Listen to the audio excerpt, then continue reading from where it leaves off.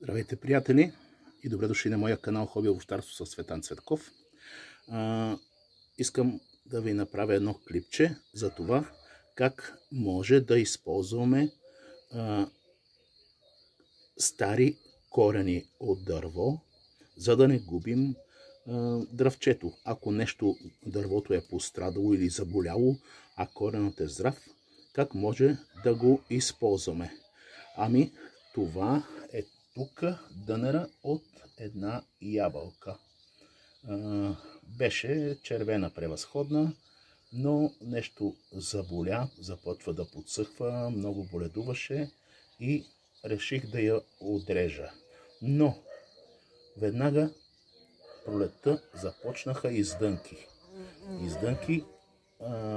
И аз реших да използвам от тези издънки и да пробвам да шладисам нещо друго. И ето, на една от издънките съм шладисал златна, превъзходна. Засаждах млади дръвчета и използвах върха, който отрязах от дръвчето и служих на тази издънка. Ето, и там пъпчицата се вижда, че е тръгнала. Аз съм оставил 3 пъпки, но ако тръгне, ще оставя само една, за да стане висока фиданка и да почна да си я оформям вече като дръвче. До нея, на друга издънка, аз шладисах ябълка Red Chief. Ето. Тя за сега върви по-добре. И ще видим дали, понеже са близо една до друга, около 50 см разстоянието и сигурно ще си пречат за в бъдеще, ще видя коя от двете да оставя, но за сега тази, която е Red Chief, се развива по-добре. Вече филиза е около 10 на 15 см висок, докато там е все още само на пъпчица. Но важното е, че могат да се използват. А тук постоянно избиват други, но аз ги премахвам. Защото да не превземат силата на тези двете, които ми трябват.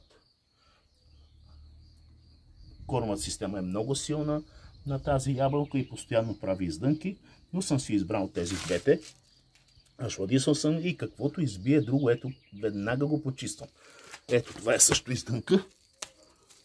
Но трябва да се оставят да конкурират тези, които ни трябват.